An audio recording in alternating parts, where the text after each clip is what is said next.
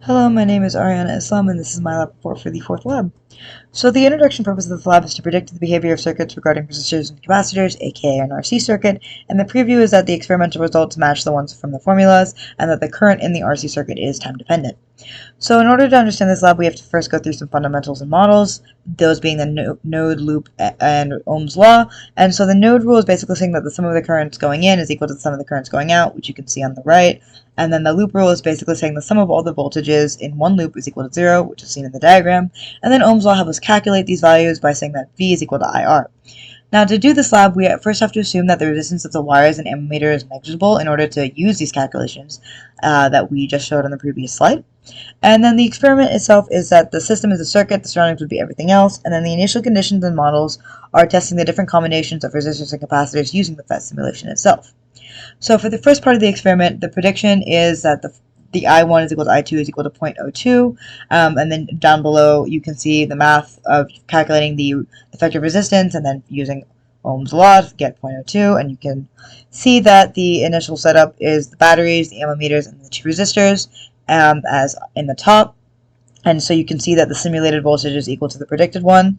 And then when you actually flip the ammeter backwards, the current is negative, and when you replace it with the voltmeter, I is equal to 0, as you can see in the diagram, because it's an open circuit, so no current flows through, so that way the voltage is just the sum of the batteries, which is 3. So after that, we were asked to calculate the potential differences at different points in the circuit with the voltmeter. You can see those listed on the left, so that the net dV is equal to 0 from the loop rule. The current doesn't flow through the voltmeter due to its high resistance, so the current remains the same, but you can see here the diagram of how the voltage changes at the circuit. It starts at 0, increases from the batteries, then stays constant until you reach the resistors where it drops, stays constant until the next resistor where it drops, and then it continues dropping more until it reaches 0 by the loop rule.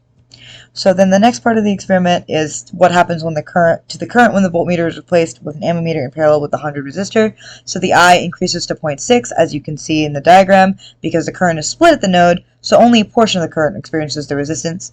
And then after that, we were asked to calculate new resistances using Ohm's law again, so you can see those calculations below. 47 becomes 48, 100 ohms becomes 102 ohms, and then for the wire and the ammeter, they are both 0, as you can see below.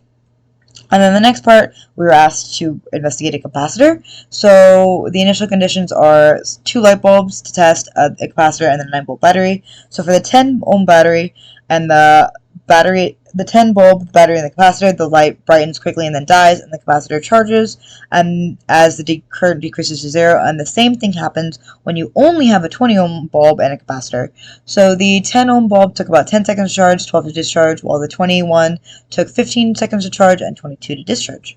So the next part was investigating the RC circuit mathematically. So the circuit is a 9-volt battery, a 200 mF capacitor, and a 30 ohm bulb, and we first help the capacitor discharge, and then record voltage and time to plot and linearize using the following equations, and you can see that being done here in Excel. So then the equation for the line is y is equal to negative 0.16-ish minus 0.04, so RC can be then calculated using the slope is equal to negative 1 over c, which is about 6 seconds, and then if you calculate RC using the equation, it should be R times C, which is equal to 20 times 0.02, which is also equal to 6 seconds, so they're both equal approximately. So for the discussion, we can see that the experimental results match the ones predicted in the formula. The current in the RC is in fact time dependent, which you can see as the capacitor charging as the current decreases to 0. And this is observed to be true when assuming a 0 resistance in the wires and such for ideal conditions. So there are some errors, of course, mostly human error with the stopwatch, which would have skewed results and inaccurate voltage measurements. However, most of the error was eliminated by the ideal simulation in the PhET lab. And then for the discussion questions, what if you were doing this lab in real life and used an actual ammeter?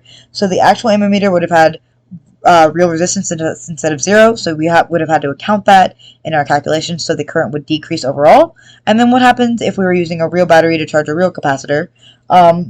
Basically with no resistance. Ideally, the capacitor would fully charge immediately, but this would never actually happen since all capacitors contain a slight resistance, so in real life it slows the process down. Thank you for your time.